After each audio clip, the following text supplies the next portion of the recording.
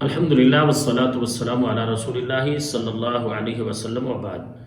خواب کے اندر جیولری دیکھنا، زیورات دیکھنا، اس کی کیا تعبیر ہوتی ہے؟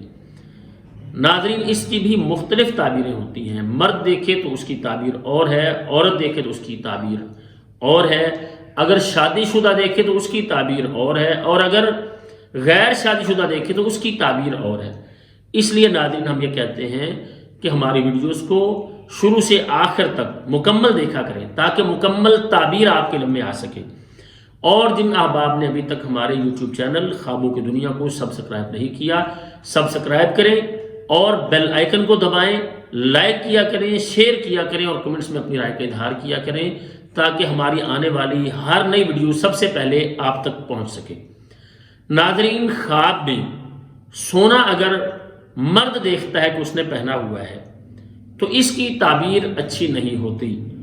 اس کی تعبیر یہ ہے کہ خواب دیکھنے والا شخص اللہ تعالیٰ کی نافرمانی کا کوئی عمل کرے گا، کیونکہ سونا پہننا مرد کے لیے حرام ہے، لیکن اگر عورت دیکھتی ہے، عورت نے زیور پہنا ہوا ہے، اگر وہ شادی شدہ ہے تو اس کی تعبیر یہ ہے کہ اللہ تعالیٰ اسے اولاد دے گی، اور اگر غیر شادی شدہ عورت زیورات پہنے ہوئے خود کو دیکھتی ہے تو اس کی تعبیر یہ ہوتی ہے کہ جلد اس کی شادی ہو جائے گی۔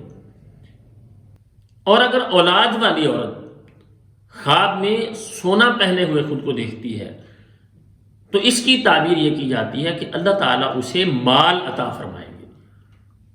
اس کی تعبیر مال، دولت، یہ تعبیر کی جاتی ہے کہ اللہ تعالیٰ اسے بہت زیادہ مال دیں گے۔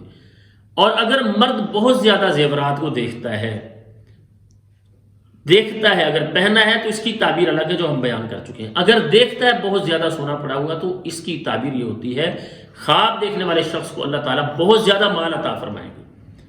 تو ناظرین، خواب کی تعبیر بڑی دفعہ ایسا ہوتا ہے جو ہم دیکھتے ہیں اسی طرح سے نہیں ہوتی، اس کی تعبیر بالکل جو ہم نے دیکھا اس کے برعکس ہوتی ہے۔ اسی لیے کہا گیا ہے کہ خواب کی تعبیر اس سے پوچھیں جو خواب کی تعبیر کا علم رکھتا ہے۔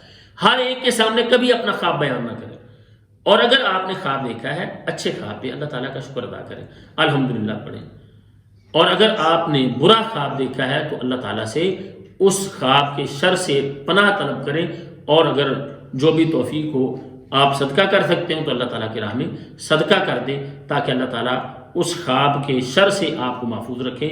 اللہ تعالیٰ ہم سب کو دنیاوی اور اخروی پریشانیوں سے محفوظ رکھیں، اور اللہ تعالیٰ ہم سب پر راضی ہوں۔ اللہ تعالیٰ ہم سب کے حامی و ناصر ہوں۔ السلام علیکم ورحمۃ اللہ وبرکاتہ۔